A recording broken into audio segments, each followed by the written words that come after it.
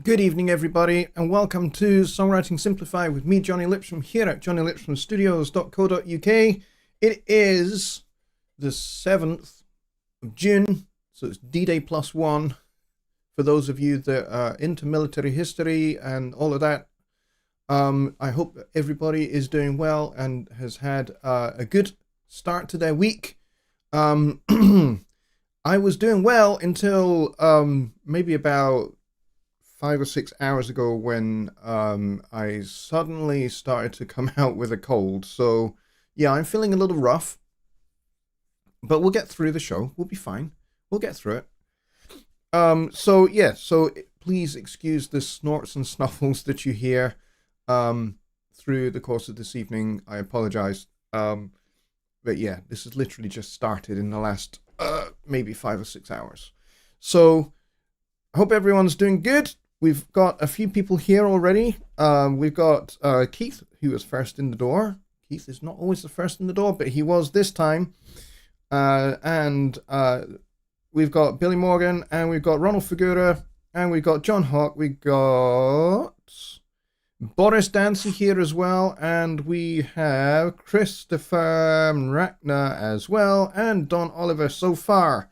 Folks, if you are here and you are watching and you'd like to say hello in the chat and you'd like to ask a question about songwriting, composing, arranging, and music theory and that kind of thing, then please do subscribe to the channel if you're not already, and then wait 5 minutes and then the chat will be open to you and you can ask your question. If you are a subscriber or not, either way, please type at Jonny Lipsham Studios at the start of your question, and then I'll be able to separate it out from just the general chat because my name will appear in red. For me, you guys won't see that, but it does for me, and it means that I can go, okay, that's a question. So please do that. I would appreciate that. And Shorty Beard is here as well. He says, sorry to hear you're not feeling well. I hope you feel better soon. Yeah, me too. Hopefully it'll just be short-lived. In my case, colds tend to be quite short-lived. They'll last maybe 2 or 3 days, and then I'm fine. I'm back up and running. But yeah, they tend to hit me quite hard, quite intensely, and then they're gone. Is kind of how colds tend to work with me. But I have been known to be just knocked out by a cold and just out of action for up to a week sometimes. But hopefully this will just be short-lived and everything will be fine. We don't actually have that many people here tonight, unfortunately. It's looking like we're a little low on numbers. We've got like 12 people here. And we do tend to get about 15 or so. It's less than what we get on a Sunday night, because not everybody is into songwriting and arranging and that kind of thing.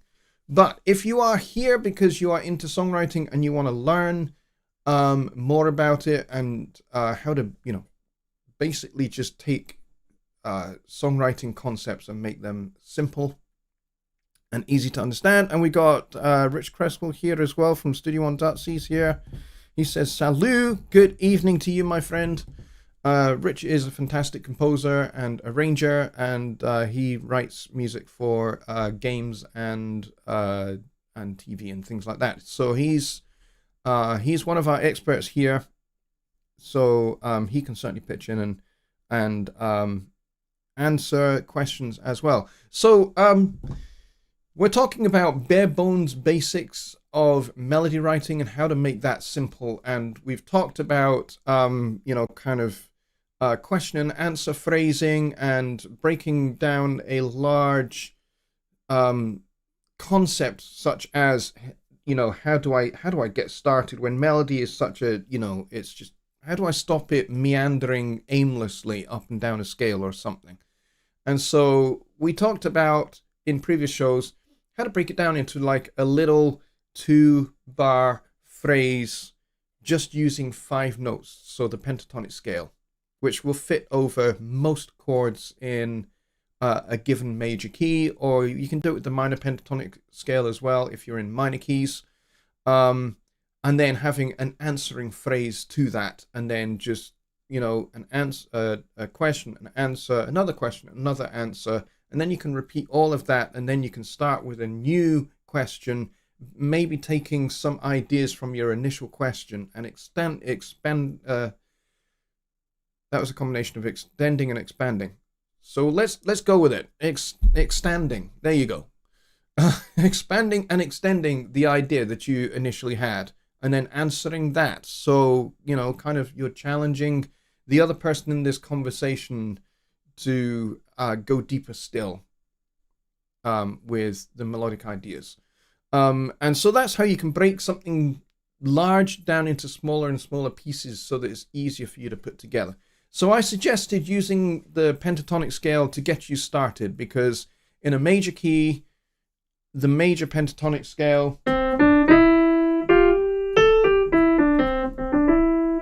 those 5 notes will get you started, and you can kind of extend those up and down the keyboard as you need to, and all of those notes will fit. And so what we're going to do tonight is we're going to also introduce chord tones. What are chord tones? It sounds kind of a little bit complicated. Well, it really isn't. It's like if you take a major triad, so let's take the C major triad. Those 3 notes are chord tones. They are they're also known as voices in a different context. So they are the voices of the chord, but they're also chord tones. So you have the root, the third, and the fifth. And that's kind of how you make your triad. So, and there's an F major triad, there's a G, F, and a C. So let's say you had those 3 chords in your little chord progression for your song, because you just wanted to do something around chords 1, 4, and 5. So, you know,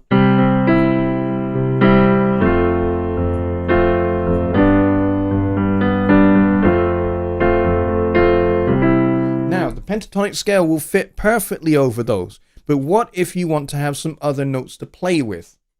Now, the chord tones for C major triad, those are already part of that pentatonic scale. C, D, E, G, A. So those already fit. And then the F major triad, C, F, and A, or A, C, and F, whichever inversion you want to use. And there's your G1, G, B, D for G major. So you can make your melody out of just those notes, like an arpeggio.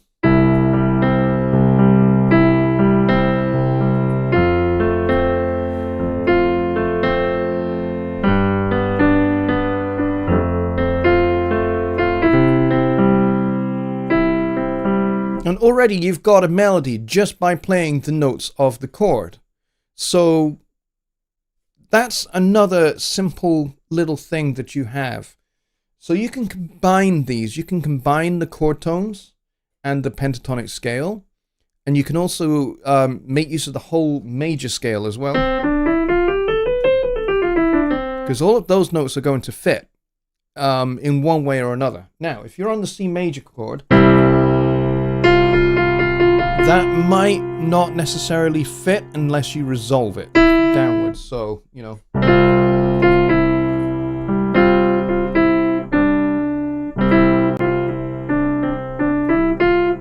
Okay, so if you start on the F on a C major chord, it's not always necessarily going to fit unless you resolve it downwards to the third of the chord.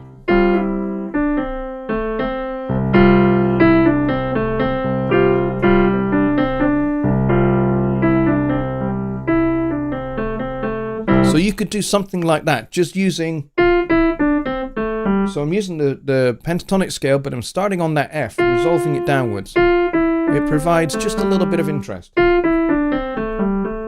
And then going back to the root. Okay? Because it's always good for a phrase to resolve itself. So if you're asking a question, and then your answer could be,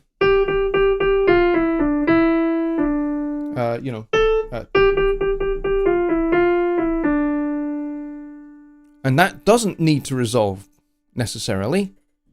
And then you can repeat that. And then have a different answering phrase that does resolve. Okay, so we've got the chord tones.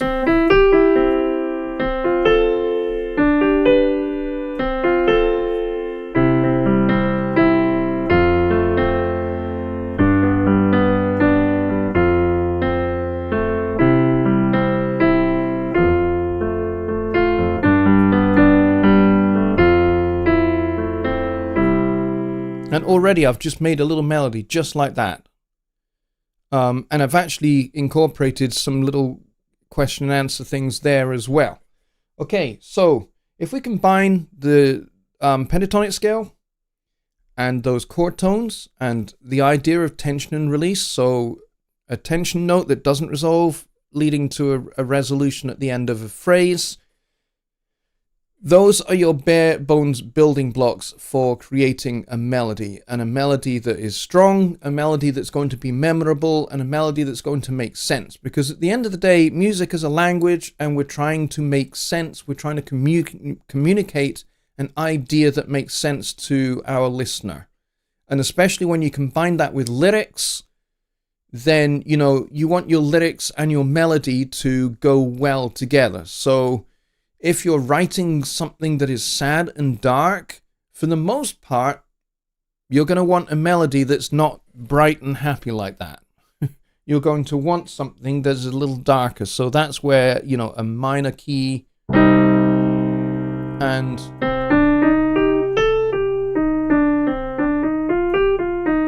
those first 5 notes of the minor scale would work.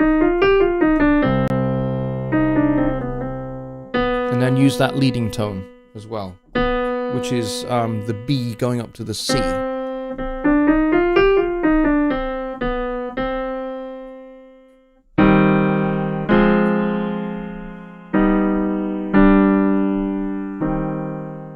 Okay, again, chord tones.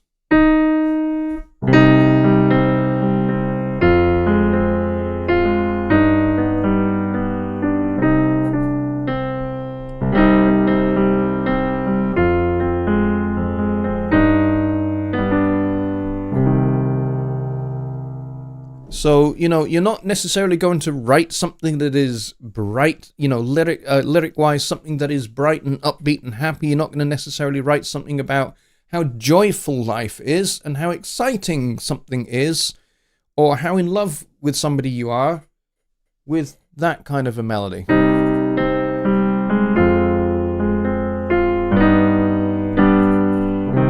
No, not going to work necessarily. So, you've got to make sure that when you are writing your melody, that you're also got your lyrics and your subject in mind for making sure that the two marry together. Now, sometimes you can deliberately juxtapose.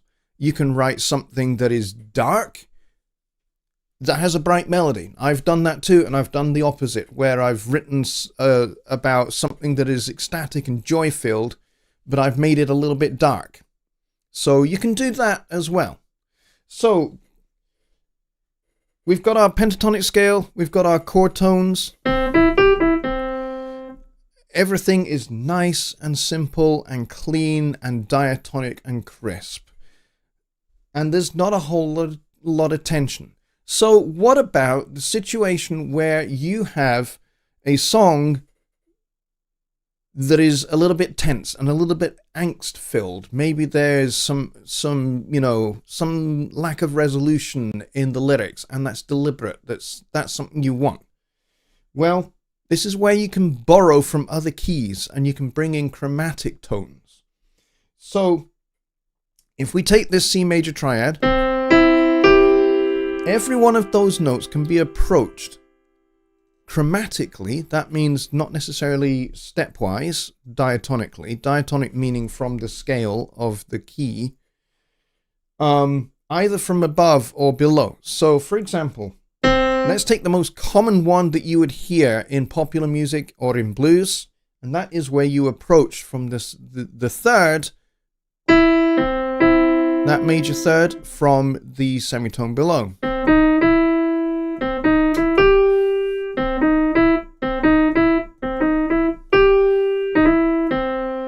Okay, so there's your approach note, your chromatic note. The E flat does not belong in the key of C major. And you can do the same with the fifth as well.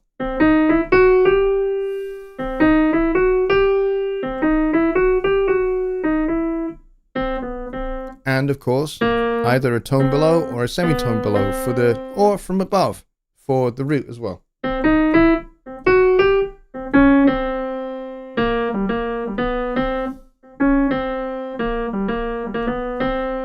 Okay, so you can approach either from above or below. And those are called approach tones because they are an approach to another note. You can call them passing tones as well because they're not part of the melody. You're going from here, let's say you're going, so you're going from C to E and you just want to decorate it. You can go like that. You can go C, D, E flat, E, and those, that little passage there, the D to the E flat or D sharp into the E, those would be passing notes because that's your target note. And you're decorating them with this. And then you can go backwards. A little bit bluesy.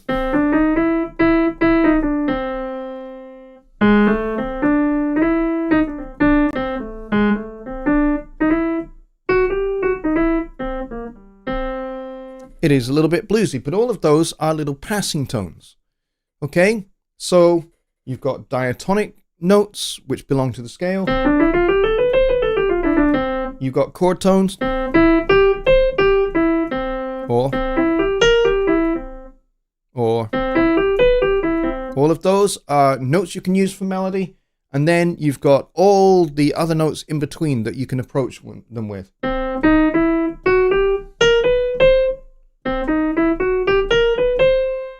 And you can go, that's going from below, but you can approach from above as well.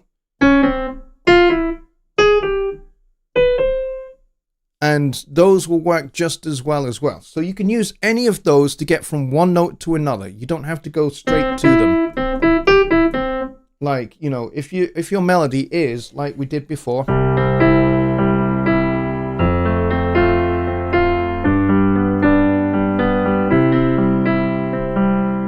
You can approach, you know, we're starting with the E there. We could go.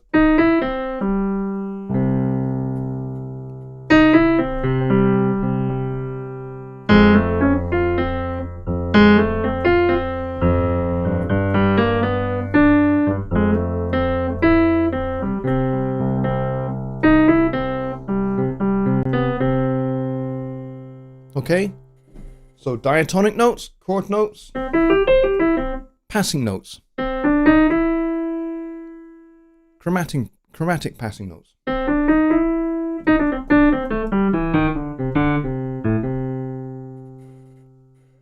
So I hope that those ideas give you something that you can work with for building your melodies. And that's just all in C major. You can apply those to all of the major keys. And then just basically use the same kind of rules, the same kind of ideas to work in a minor key. Okay, again, approach notes will work very nicely. Chord tones.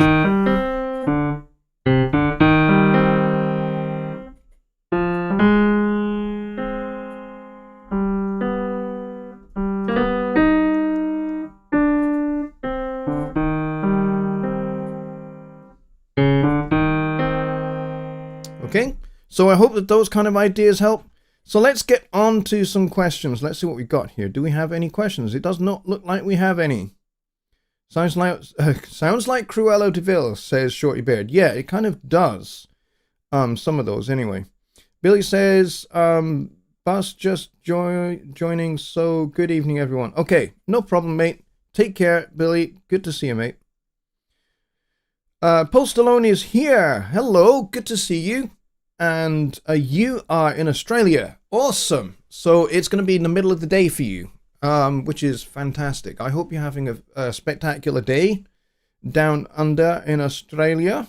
And we got Secret Squirrel here as well. He says, I'm listening as I work on breaking things down to move. Ah, yes, of course, you're moving house. I hope your move goes really well. Definitely. Okay, so Billy is busy. He's just joined. Okay, that's cool, Billy. No problem, mate. Okay, let's see.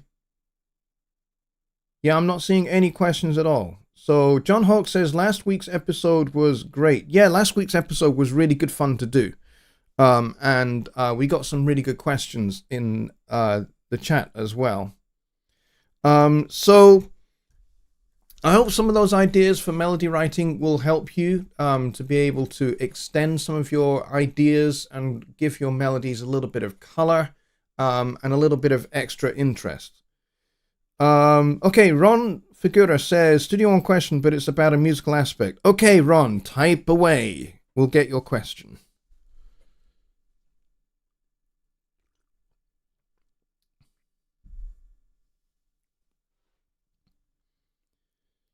So obviously you can extend the ideas that I've talked about, and you can get into more chromatic melody, you can get more into chromatic harmony, you can extend chords by adding notes to them. You can start getting into, you know, extended harmony like sharp ninths, flat nines, sharp 11s, 13s, flat 13s, those kind of things. You can get into all of that extended harmony as well, and each one of those chord tones will have their own approach either from above or below that you can make use of. You can also do something called an enclosure.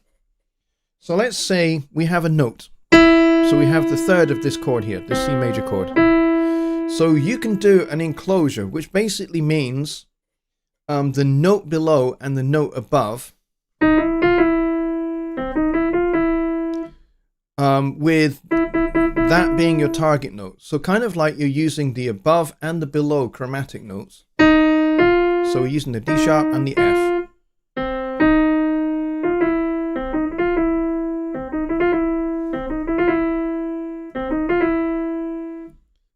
And you can do the same with, you know, with the D as well, the ninth of the chord, you know. And that just provides you with extra chromatic color. And, you know, even on a C major chord,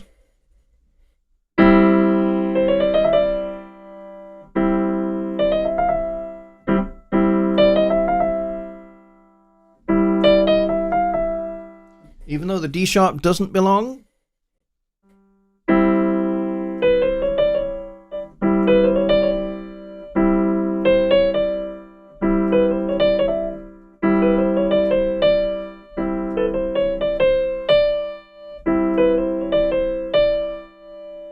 see that C sharp doesn't belong.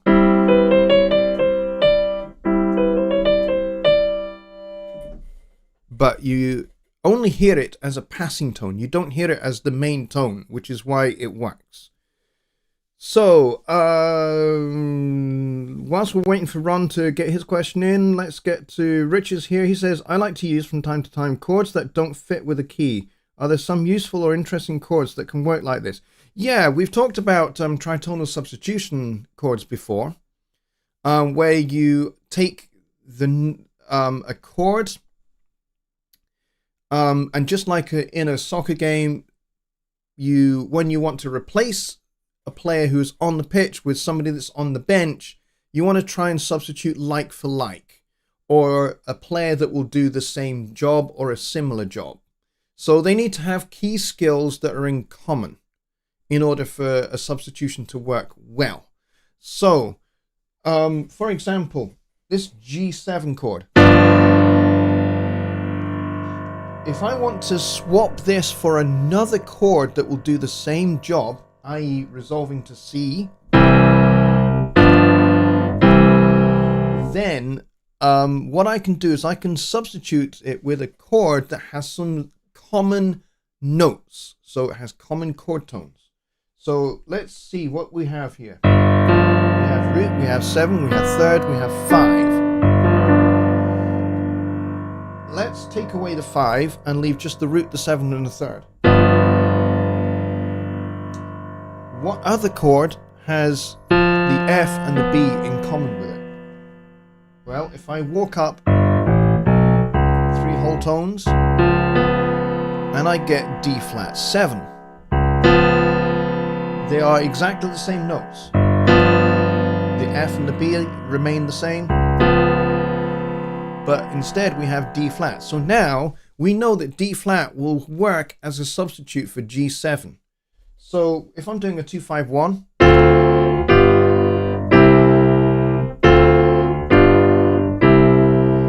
I can swap the G7 for a D flat 7. D flat does not belong in the key of C.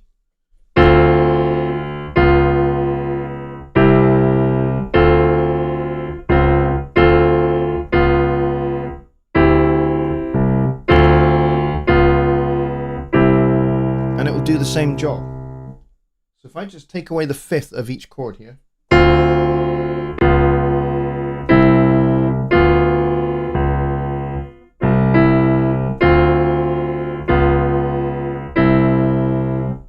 but this time I'm going to play the G instead. So I'm going to go 2, 5, 1, and then I'm going to go 2, flat 2, 1 in the bass. But I'll keep doing this at the top.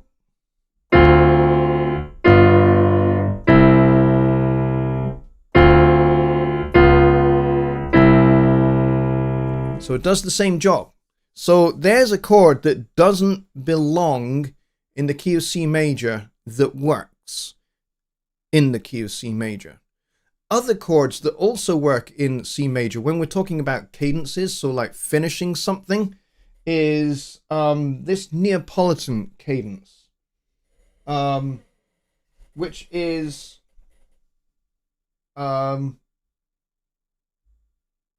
let's see.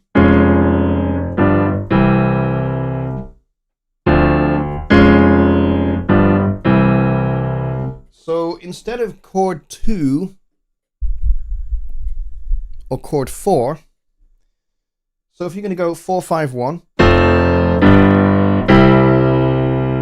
so 5-7-1, so 4-5-7-1. You can do this. You can play this D flat chord, but with the 3rd in the bass.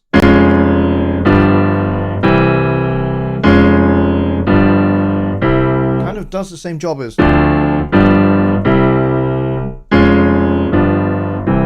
It just adds a little bit of color, and it's called a Neapolitan cadence. So there's a chord that doesn't belong. Another fun thing I like to do is instead of going 2, 5, 1, is I'll go flat 6 instead. So I'll go flat 6, 5, 1. And you get this quite a lot in songs from the 1920s and early 1930s as well. This was a popular cadence.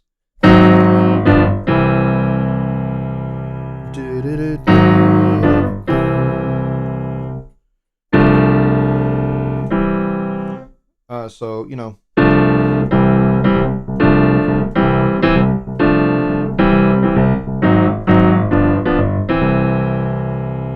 That's a popular way to finish the song. Flat 6, 5, 1. So the flat 6 is substituting for chord 2 here. And it does a pretty darn good job. So there's another chord that also doesn't fit. And another thing I like to do as well is go to the flat 3. So let's say I'm going chord 3, chord 6, chord 2, 5, 1. So I like to do this. I like to go 3, flat 3, 2, 5, 1.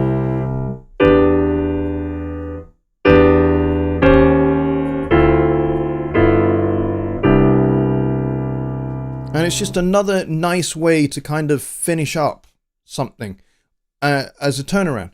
So in a blues, there's something interesting that I like to do. So staying in the key of C major, when I get to the end of a blues, I will go chord 1, chord 6, flat 6, flat 2, 1. Again, it's another way of just doing, 3, 6, 2, 5, 1, basically. So 1, 6, flat 6, flat 2, 1. And again, it's just an extra way of adding some color and some spice to your chord changes.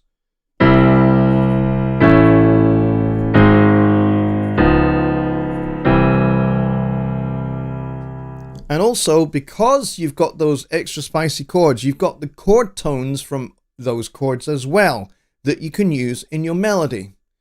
And they will all fit with those chords naturally. So, and again, you can do approach notes, you can do enclosures between one note and the next, using those chord tones if you want to for your melody.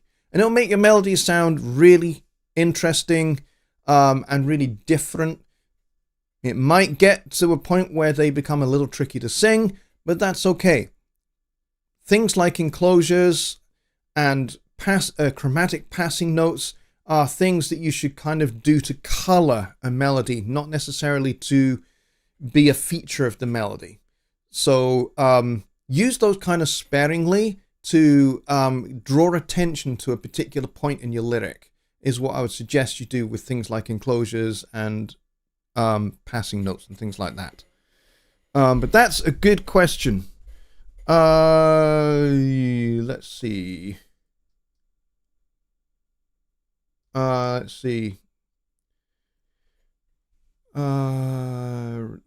me get to Ron's question.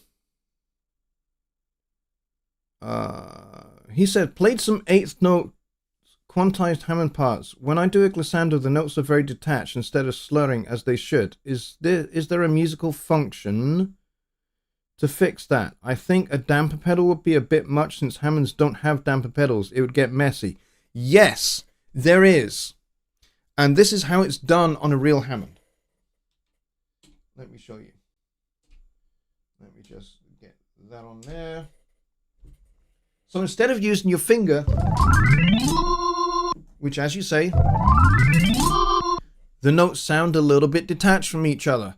So this is where you completely ignore everything you have ever been taught in any of your piano lessons. Instead of using your finger to do the gliss, which is what you would do on a piano, use this part of your hand. And then the trick is to move from doing the slide to then landing on your target chord or target note, whatever it is. So if you're targeting octaves, then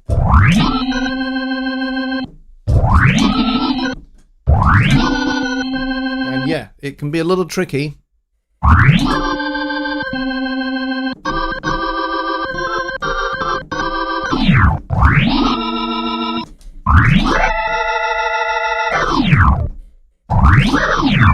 So the secret is use the butt of your hand. Don't use your finger to do it, because when you use your finger,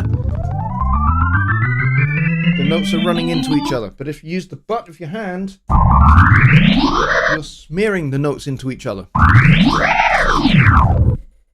Okay? So use this part of your hand, and also it'll save your fingernails. If you're doing a lot of this, your fingers will start to get sore. So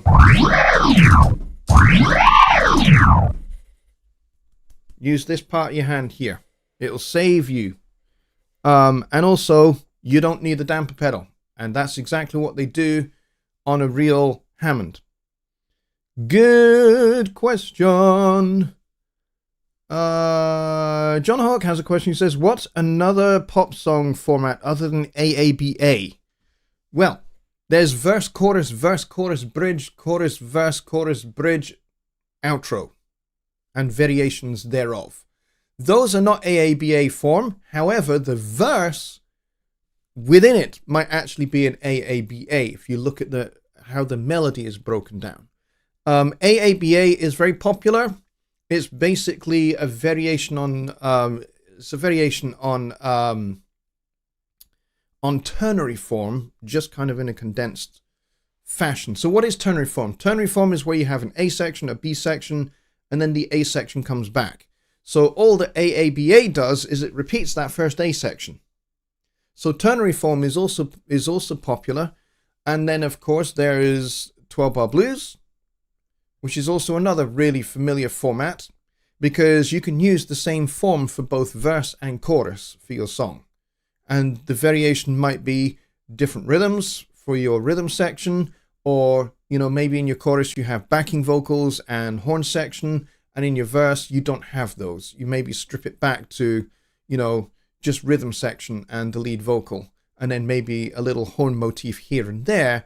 Whereas in your chorus, you've got your lead vocal, you've got your horn section, the rhythm section are going at full tilt, you've maybe got multiple guitars as well as multiple keyboards, and you've got your horn section playing a riff as a direct response to the melody. So those would be variations on that form that are very popular. There's also a suite form, which is, you'll see this in songs like Bohemian Rhapsody, which is basically several different songs or parts of different songs that were written at different times that have been kind of then stitched together. Bohemian Rhapsody is a very, very popular example of that, where actually you've got lots of different styles and song forms all stitched together with different tempos and different key signatures sometimes. Steely Dan's Asia is another example of where they had different ideas for different songs that ended up being stitched together to make a suite about a particular person. In the case of Asia, it's all about an exotic young woman is what Asia is all about. And then Bohemian Rhapsody is, you know, it's kind of somebody's, it's a story about a particular person. Let's see, Most Sophisticated Trash is here, and you are new to my show because I don't think I've seen your name here before. Forgive me, but I have terrible memory. That's okay. I've forgotten what you just said. Is there a list somewhere of the diatonic chords and the notes for approaching for the various chords or scales or whatever anywhere? I'm sure you will find things like that on the internet via a Google search. But for the most part, if you're thinking about chords, you have... Let's get off the Hammond organ for a minute. Let's go back to here. So you have triad, major 7, dominant 7, and then you would have minor 7, half diminished, full diminished. And those are your chord types. So you have root, third, 5, major 7, root, third, 5, flat 7, root, minor third, 5, minor 7, flat 7, and then root, minor third, flat 5, flat 7, and then this funky one, root, minor third, flat 5, double flat 7, to make a full diminished chord, which is made up of minor thirds exclusively. There's a minor third, there's a minor third, there's a minor third. It's one of those ones that actually sounds a little bit like a car horn, in actual fact.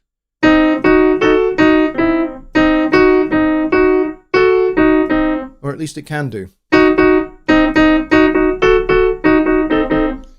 So it's a fun sounding chord. It's the darkest of all the chords, of all the chord types. And then, like I say, you can approach each one of those chord tones. Let's take the major 7th. You can approach each one of these from above or below, diatonically. So I can go, there's my third, and I can approach that from below, diatonically, by using the D to get there, or I can use the F to get there, or both. That's a diatonic enclosure, because I'm using the major scale to get there. Okay, but I can also use chromatically as well. So I can use C, D, D sharp, E, or I can do it from above. There's an interesting one. Or you can use a combination of the both.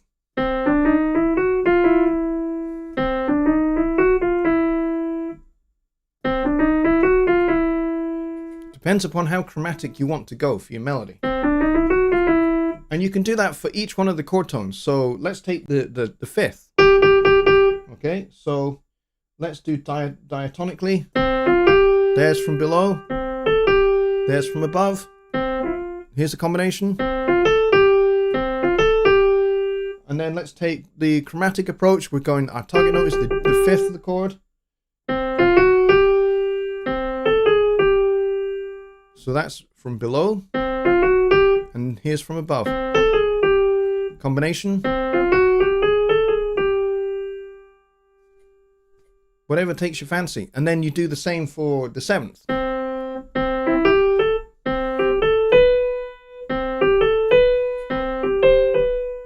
Or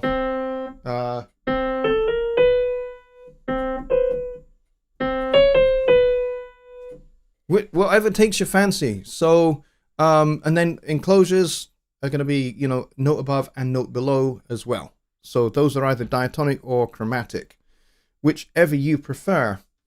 But yes, you will probably likely find various charts for all of those.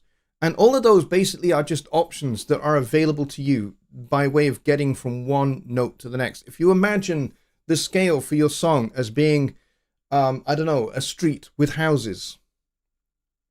And basically you're just wanting to get from one house to the next house. Now you could just go out the front door and in the front door of the next house. Or you could go over the roof. So the roof being the black notes, going from one house to the next, front door to front door would be the white notes. And so it's a case of how you want to get there. Do you want to go stepwise, diatonically, just going front door to front door? Or do you want to go over the roof and, you know, do a little bit of parkour? So, you know, musical parkour, in fact, is a fun way to look at that. And then because you're, you know, if you're into musical parkour, you can be really extensive with your use of chromatic passing tones and enclosures. So basically you're going maybe from the house to the roof, jump to the roof of the next house, jump back, then down into the back garden, and then through the front door. And that's kind of like a visualization of a chromatic enclosure. So I hope that helps. I'm super pro, as you can tell. Also, what is a scale versus a chord? A chord is some notes played together. That's essentially what it is. We've just kind of codified some of those to make sense. So that is also a chord, believe it or not. I know it doesn't sound like one. It sounds pretty ugly, but it is a chord. That is also a chord. Chord, chord, chord, chord, chord. They're all chords, and that's probably distorting like crazy. Sorry about that. Let me turn that down. All right, all of those are chords. They just sound pretty ugly. So how do you sort all of that out and make chords make sense? Well, you have concordant chords. That is a concordant chord. It is a C major triad, C, E, and G. You can add a little bit of distance to it. So we put in the flat third as well as the regular third. And you get something a little bit bluesy. You could also put the flat second in there as well. You get something very, very spicy. Bit less spicy, just adding the 2. Or you can add the 6 above that. And you got something that sounds quite clustery, but it's not very spicy. It's kind of, you know, a little bit of maybe just a hint of black pepper. And, you know, then maybe a little bit of jalapeno gets brought into it as well, you know. With that flat 9 in there. And then things can get really, really spicy. And you can get much, much spicier than that. But that's what a chord is. A chord is a bunch of notes played together. And there are diatonic chords, like the C major triad, A minor, those are all diatonic. D minor, G, C. Those are all diatonic. Now, when we get into chromatics is when we do things like this. That's a D flat chord with a third in the bass. G, C. Chromatic note does not belong to the key of C. But if I was to play that with the C in the bass, now we're getting a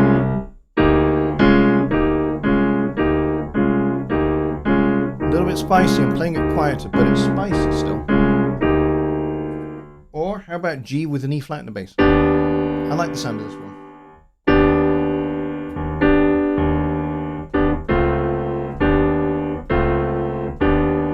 It's spicy, but it's not like overly spicy. There's some tension there. But those are all chords. A scale is a bunch of notes not played together at the same time.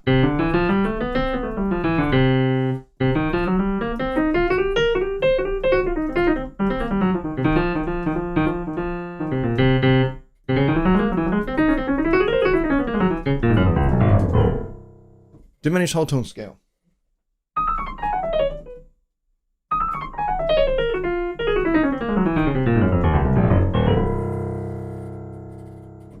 That's a very, very spicy scale, but it actually sounds really nice. I like it. It's basically a D flat major scale starting on C.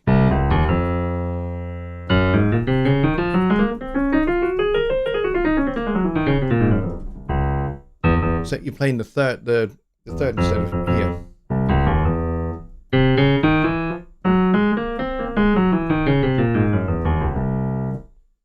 All right, so that's the difference there.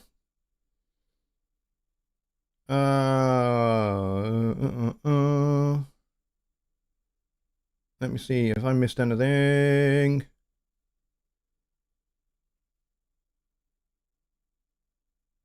Let me see. Hey, Sheila, I'm glad you're here too. Good to see you. Awesome. Not seen you in a wee while. Let's see. Okay, I've been using an app to help me. I always choose a diatonic option and it generates a list of chords for me to choose for chord progressions. Yes, those kind of applications are really useful. Some of them are very, very good. Some of them, not quite so good, but some of them are really, really good and really, really helpful. Now, like you've rightly pointed out, diatonic consonants as opposed to dissonance is quite safe, quite easy on the ears. You know, it's like a margarita pizza. You know, just the basic cheese and tomato pizza. It's fine. It does the job. It's good pizza, especially if it's like a mixture of different cheeses, as well as the tomato. It's good. It's pleasant. It's tasty. But then, you know, when you put maybe a little bit of black pepper on there, that's your first step into a little bit of spice, a little bit of something with a bit of kick.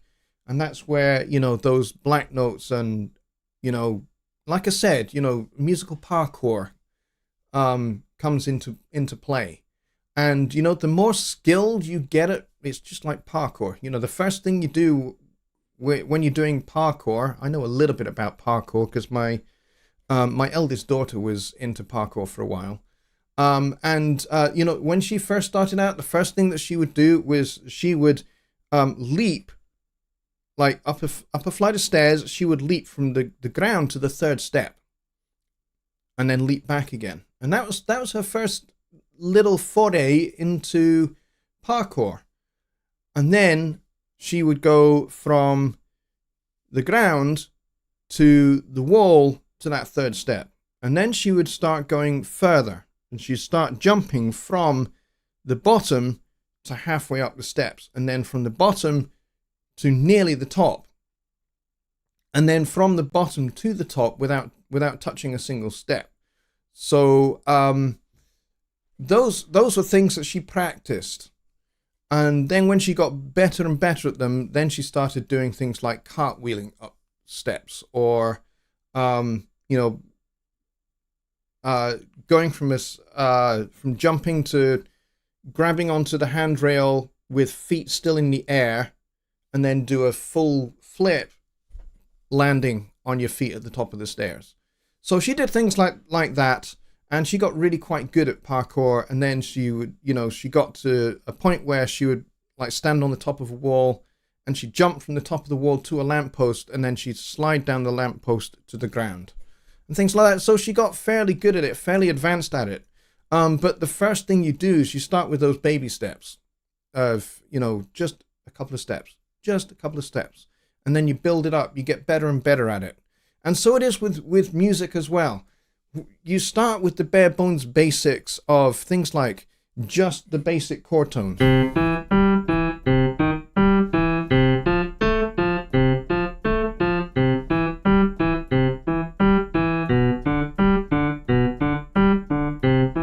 Perfectly legit. Mozart's bass parts were like this. And Mozart was a genius. So Mozart's bass parts were like this. I mean, man, every bass player's fantasy, surely. But, once you've got that down, you can get a little bit more sophisticated and start getting into blue notes. Instead of going, how about...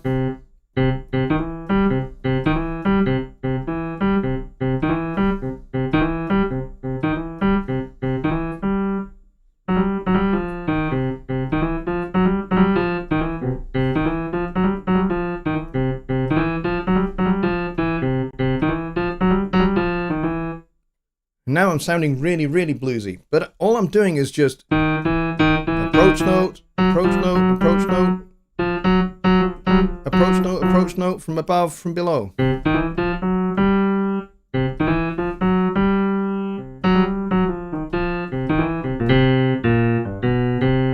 And you can come up with very nice little phrases just by doing that. And so it is. Let's see, what else do we have here? I'm currently stuck on the melody, so this is definitely helping with ideas. Good! I'm very glad to hear it. I'm looking to see what else we have. Now I'm hungry. It must be too. Parkour is amazing. That takes some explosive muscle strength as well as fine coordination control. It's amazing. Yeah, and so it is with music. So it is with music and making your songs better and better and better and more exciting and more punchy and, all that good stuff that we want to get into our songs. All right, we've got 4 minutes left. So mix in metallic rooftop chords sometimes. Definitely. I do that all the time. I grew up listening to a lot of jazz when I was a kid.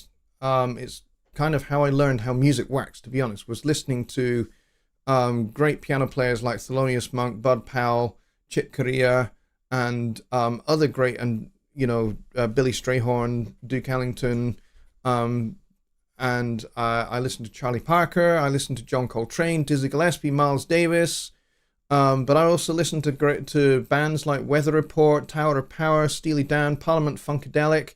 I listen to all of that, so I have a broad range of jazz music listening from, Louis Armstrong in the 1920s all the way through to, jazz and funk and the Brecker Brothers and music beyond that, Bill Evans, the sax player, not the piano player, Bill Evans, and all of that.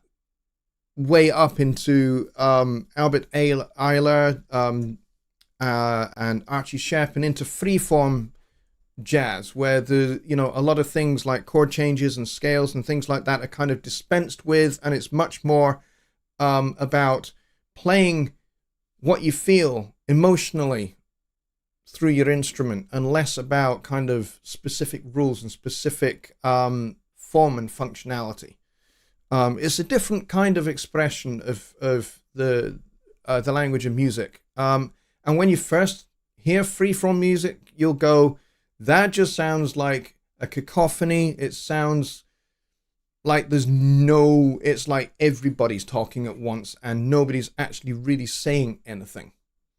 But once you start getting into it and you start to understand how it works and how that particular form of the language of music works, then it starts to make sense. And so, you know, in the middle 90s and on into the beginning of the 21st century, I was playing with a band, and there was just 4 of us on the stage, and I was playing piano with this particular group, and we would go on the stage, we would play a 3-hour show where we had no plans, no rehearsals, no ideas, no preconceived chord changes, no pre-planned riffs or anything like that. We would just sit at our instruments, we'd walk on the stage having no clue what we were going to play, and we'd sit at our instruments and somebody would come up with something, the rest of us would respond, and we would go with that, and we'd explore that idea for some time, and then we'd bring that to a conclusion, and then somebody else would start something else. And we did this for 3 hours in front of a live audience. And we did this for months and months and months and months and months every week. And so the challenge was being able to be creative in the moment at the time, knowing that this music was only going to be heard once by that one audience in that moment at that time.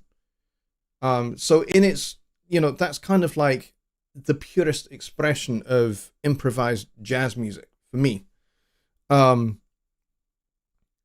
so, you know, I got into all of that. And sometimes what we played was very diatonic, and sometimes it was almost atonal. But it was always us listening to each other and responding to each other's ideas. So I hope that that helps. And so, yeah, mix in metallic rooftop chords. Yes, sometimes you are sliding down the roof and onto the next tin roof on a very hot day, for sure. Let's see, the great Richard T, one of my favorite piano players. Oh my good grief. There is a video that I had on repeat for a long time, which was Richard T with the great Steve Gadd on drums with a bass player, Eddie Gomez. And oh my gosh, that guy could just make the piano dance. I don't know how he did it, but he would just make the piano dance. It was extraordinary to listen to. All right, we are at the end of the show on that fantastic note. Pun completely intended. And Billy Morgan says, Jonny Lipsham also replies to questions via email at the address below his bold mug. Yes, if you have a longer form question that's obviously not going to fit into the, well, it's less than 200 characters once you've got my, you know, at Jonny Lipsham thing in there, then by all means, please do go to the website down there, jonnylipshamstudios.co.uk, and you can also hit the red button that's on the website. I'm going to show you this because I really should show this a little bit more often than I do.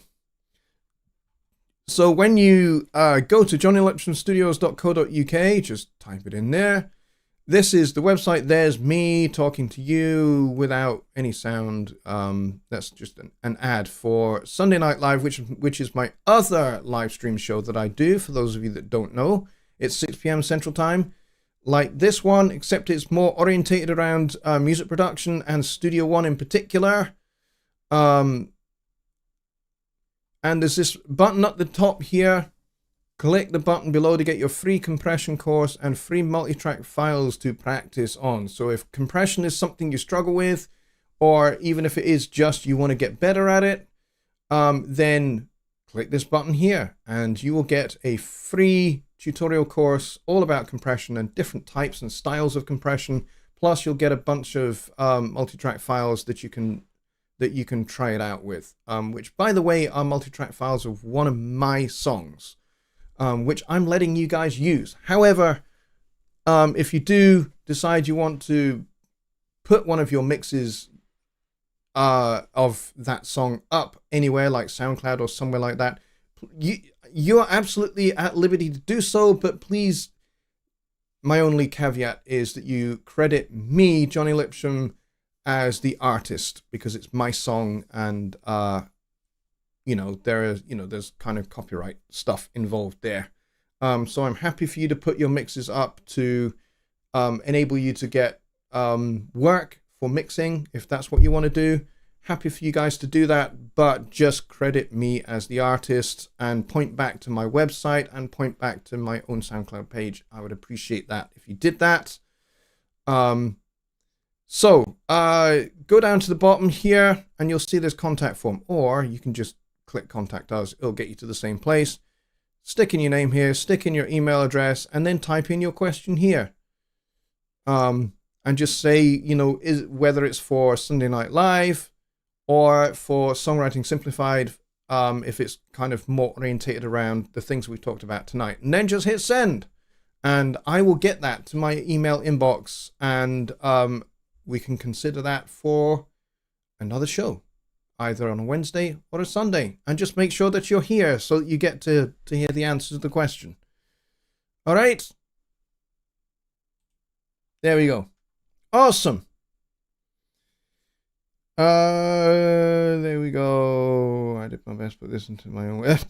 There you go. Thank you very much. Okay, guys. That's the end of the show. I will see you all on Sunday for Sunday Night Live. Until then, folks, I bid you all a very, very... Hang on, just trying to get the button in the right place here. I wish you all a very, very good night. Good night, everybody.